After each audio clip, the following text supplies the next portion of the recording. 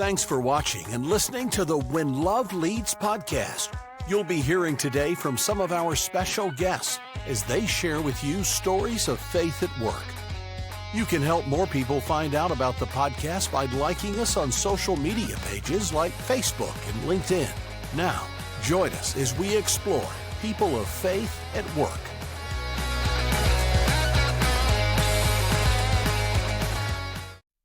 We're talking today with Luann Tucker. So, Luann, tell us about yourself if you would, and welcome. Thank you.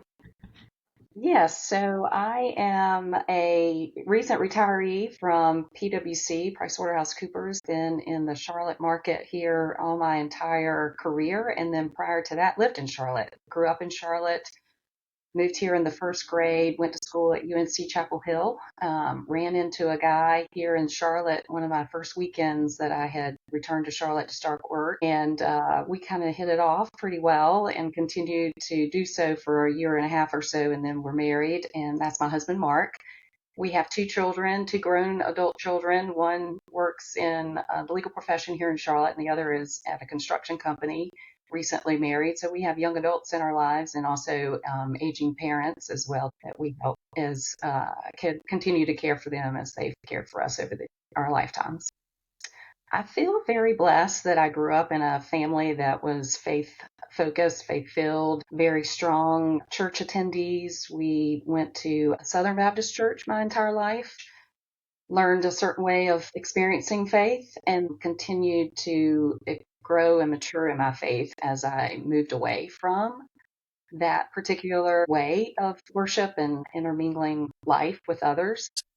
Well, if you're thinking back on your career now, Luann, can you think of times in which you really felt like the scriptures, the Bible, impacted the way that you behaved at work? So that is a hard question. I think that we all know that God is with us in our interactions and Christ is a part of our interactions because he's part of who we are, but you're not looking for it in the workplace like you're looking for it elsewhere. I worked in an organization that had, one of our key, values was care and care for our people. And so as I thought about, the reason I stayed 35 years in that culture was because it really aligned well with who I was, that we are here to care for others. And I used to say to young people that would talk to me about whether, they wanted to leave the organization. And it was kind of like, well, I'm not really super passionate about auditing or accounting in particular. The debits equal the credits, and that's all great, but it doesn't really float my boat a lot. But I'm super passionate about interacting with people. And I think about, the debits and the credits, the auditing was just a platform by which you show up every day and you have the opportunity to impact other people's lives. And for me, that's really what it was. I was pretty good at accounting, so that was helpful that the platform worked for me. But it was also, again, just a platform.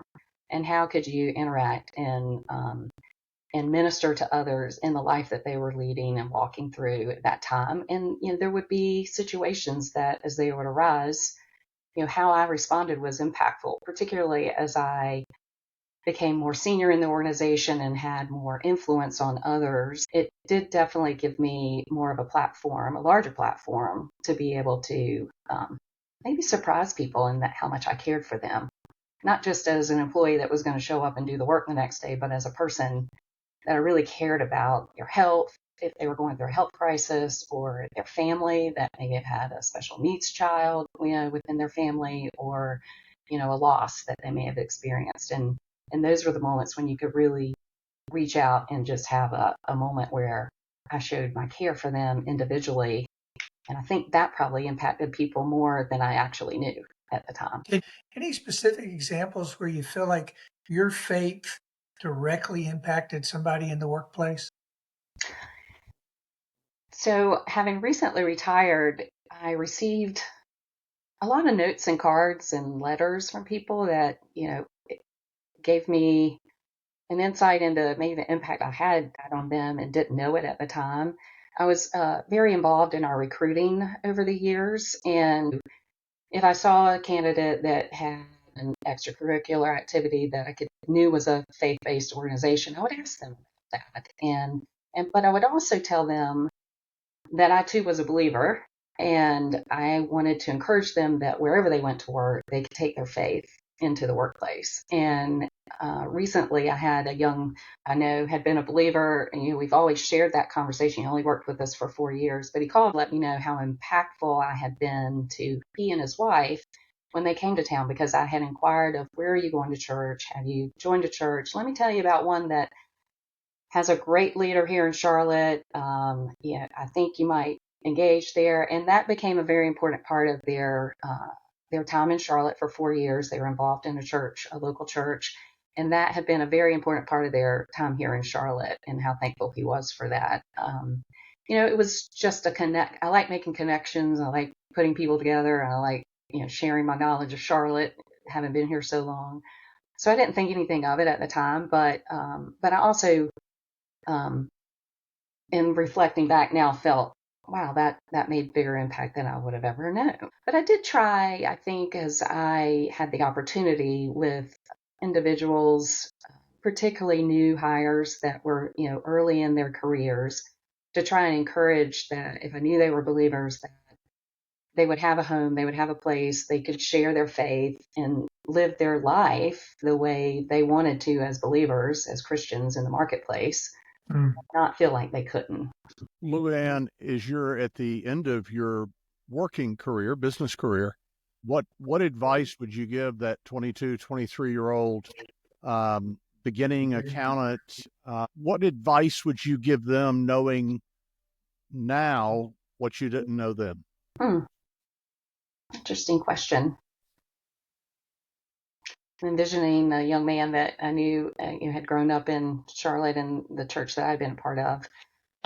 And, the balance of being able to work a lot of hours, honor your family commitments, engage in your church life. If I think back to mine, I gave more of my time to my organization than I did my church during those early years, in particular around raising children, etc. So I probably, was very faithful on a Sunday morning, but I wasn't doing some of the extra Bible study opportunities and things such as that. So to prioritize that in your life, I think would be, probably allowed some of that, secondary, other than Sunday morning involvement, wane a bit during those years. But in the marketplace, to know that there are a lot of believers, and we don't walk around with it, across our jerseys, etc., but that there are a lot of believers. And when you have conversations, to indicate that, your child's in a Christian school, or that you don't work on Sunday mornings is, kind of sacred time for you and your family. There are ways for your others to know what's important and what you value, and to not be afraid to share that. And so many times when I did, it was an opening and a doorway that we ended up having a really meaningful conversation, as opposed to just the surface conversations that we so often have. On a Sunday morning, we often talk about things like only God could have done that, or we consider that was a really big happening, and that was obviously a work of God. Can you think back on any times when you might have said that about your work environment or your work life? Interestingly, if I think of that, it probably immediately, some of the things that would come to mind for me, Rick, are when it was really difficult. You were in a really challenging situation in our work, client work. You'd have some unhappy campers, didn't like the accounting answer that they really wanted. I felt like there were many times, and I could look back on, one in particular where it was really difficult. I think I was in the fetal position one night. My husband was thinking, this is really not going to last. Well, this is how it works out. But it was super stressful. And at that point in time, people came around, there was support. Knowing that the team around me supported me, it felt like God's hand was in that. That when I needed it the most, one, I had a very supportive husband that, wrapped me up and let me know that we're going to get through this, and took care of other things for me that I wouldn't have to worry about while I I did the work side of our lives. But there was always just that knowing that God was in control of it all. And sometimes I would see it even when it was things that I thought I wanted, like a client situation that I wanted to be a part of, and then I wasn't. And then when I saw it go bad, it was like, oh, God saved me from that, right?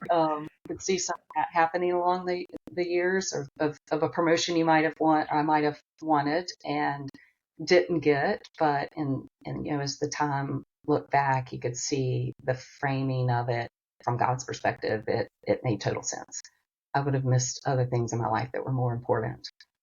I like to also think of I think our lives are like a beautiful piece of fabric that God's looking down and it's beautiful. Sometimes we're looking up from the bottom and it's really ugly if it's got all the threads and the barren side of it, right? But the top side is beautiful.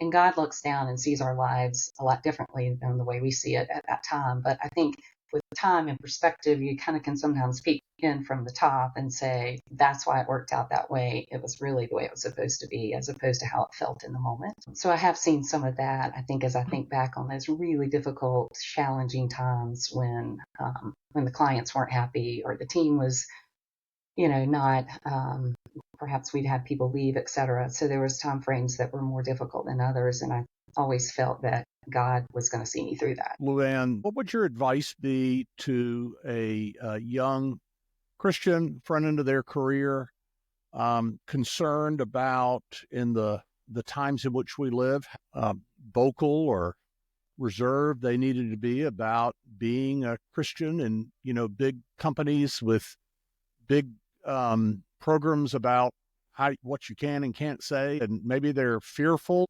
You obviously threaded the needle pretty well if you stayed 35 years. So what would your advice be to them? I do think it bringing your whole self, you were hired to be your whole self in whatever organization you're in, and that is a part of who you are. Bringing that to bear, I think, is wanted from your employer. And if you have those conversations, your faith friends will start to develop. You'll develop your faith friends and the people that you'll start to create those alliances with people that you can share things that are challenging and get their Christian perspective on it, perhaps, and create a board of advisors around you that will give you support when you run into things that are difficult. I had that with, a partner that I think you may have spoken with on the podcast previously, a gentleman here in town, Mark Musa. And, knowing that I had, he had an office next to mine for 2 decades. And I always knew that we would have a conversation that was of value and of meaning, that would have the right perspective on a difficult situation. Finding those believers in your organization are important so that you don't feel like you're an island. If you keep Christ and your love of God first, and then your love of other people, you should be able to fit in anywhere. If you love other people genuinely and you care for them, you will be able to fit in anywhere. And again, if you show them that you love them, that's very attractive. And I think you'll fit in with others and be able to minister to others in a way that will allow you to share your faith. What about the mid-career person who has established the beachhead of their career and they're having success, and they're moving into a role that is beginning to involve more mentoring and bringing young people along professionally, as well as naturally the overflow of that, if you really love them, is personal as well. Any advice for somebody navigating that transition and how to do that? What maybe is instinctive and what is, on the other hand, counterintuitive about how you thread that needle? In most organizations, as you progress, you do become the mentor. Sometimes you're a difference between being a manager and a mentor, and sometimes you're wearing both hats. And that is threading the needle of how do you become someone's friend, per se, that shows care and concern, as well as still being their, lack of a better word, boss. And it goes back again on the inside of you. Do you really care for this person? You can pretend, but people know when you're a pretender. So, do you really have a care and concern for this person? I think, again, to be good at what you do need to develop and mentor others. Within the accounting profession, it is very much that type of arrangement where you are helping the person that came in right behind you, and you're continuing to coach and lead and development. So it's a mentorship type of profession. So I think, if that's not coming naturally to you, then, maybe there is some involvement of others of how is there, there are certain people that maybe you align better in how you can do that and being able to provide them your insights. Part of it is just being nice to people, of, helping them grow and develop and become better people in their roles. I do think some people are better, or are just naturally better at it. I'm married to a self-professed introvert, and he still mentors others in a way that's probably more aligned with other self-professed introverts, that appreciate his tone and his manner and his approach.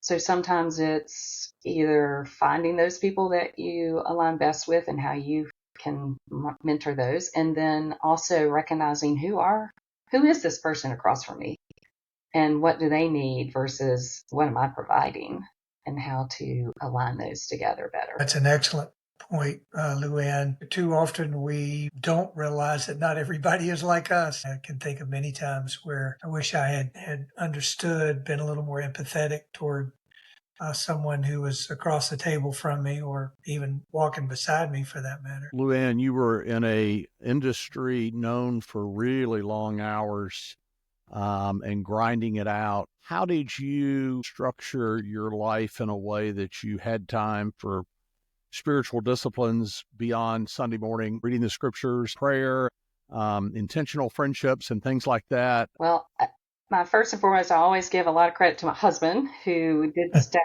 take a step back from his career in order to be a stay-at-home dad. That allowed me to spend more time outside of our home than I would have otherwise, which was helpful to me, not only as a professional, but also as an individual, to have the time to invest in either myself in ways and in others. And so I think having a partner with me along the way to do that was super important. It's priorities, and there's different seasons along the way, and how much your children need you at a certain point in time, making sure you're prioritizing the people in your life that need you the most at that certain point in time, continuing to do that. And there was years where you didn't have a lot of sleep, getting up early, whether to work out or to join a Bible study, quite frankly left you tired most of the time, but trying to work through that and balance it all. I think everyone has a different capacity for that, and what renews you and gives you energy versus what takes your energy. So I tried to be focused on what was giving and taking, and also making sure that I didn't leave others behind in that regard. I'm not sure I did that very well, honestly, in hindsight, but probably if you heard my husband speak, he might say something different from what I did. He might have thought I was very out of balance at certain points, but we tried to actually honor one another, and the things he needed and the breaks he needed, and the capacity he needed for things, such that we balanced it out together. A word that seems to come up a lot these days with this quest for happiness. Mm. How many times in your career did you feel like you were really happy? So when I think about happiness, I get very comfortable in whatever situation I'm in usually, and can make the best of it. So I don't stop and ponder my happiness a whole lot. That's a really good question, Rick. I think I've always had an underlying happiness that it just exists within me. I enjoy simple things, and I think that keeps me happy. How often in your career do you feel like you were satisfied? I'd say for the majority, if not all of my career, I felt very satisfied. And as I had done reflection upon, exiting my career,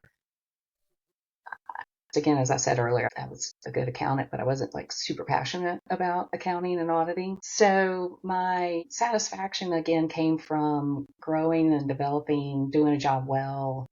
The things that gave me satisfaction were that we executed and delivered and did high quality work, and all along the way had team members that were growing and developing and becoming young adults. Most of the time they start with us when it's their first job out of college, watching them evolve and become the people they are. I was with a friend this weekend who she was a college friend of mine. She married a gentleman that worked with me for a period of time, and he was he almost got fired like 3 times when he was with us because his car got stolen, I think it was repossessed. Like all these things were happening. I was laughing about that. I was like, I couldn't believe you dated him and ended up marrying him. But a lot of potential in young people, they're finding their way.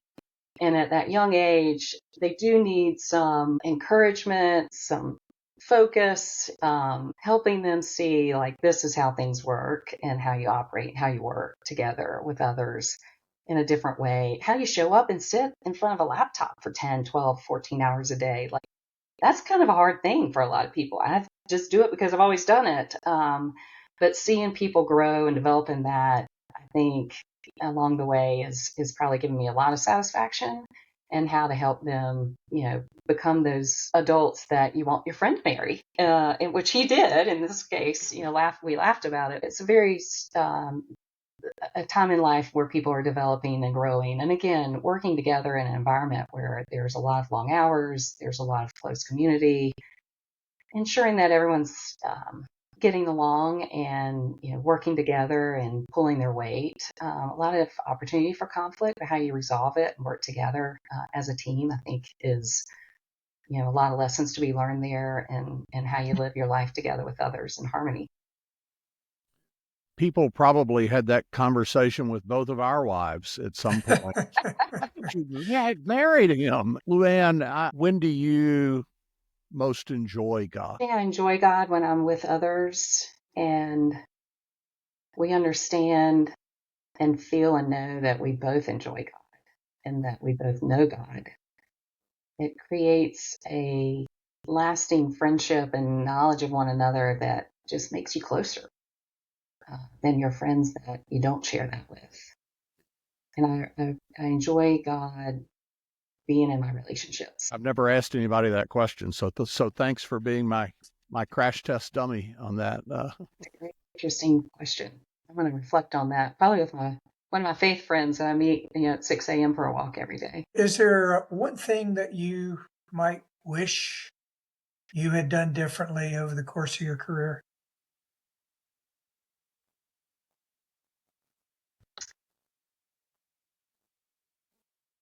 As I reflected on some of our conversations that we would have today, I think I recognized that having grown up in a Southern Baptist community, the things we talked about were sharing your faith meant you verbalized it. Back in the day when you rode on an airplane, it was like, I wonder who I'll sit beside, because you didn't put your earbuds in. You actually talked to somebody beside you. And I saw it, this is the person that God has put beside me in this plane to tell them about Jesus. That was my way of thinking based on the way I had grown up. That's how you share your faith. And I have thought about my career and did I share my faith throughout my career? When I put it through that lens, I don't think I did. I didn't tell others about Jesus and the plan of salvation and how he died on the cross for your sins, because that doesn't usually come through in a conversation with your everyday engagement.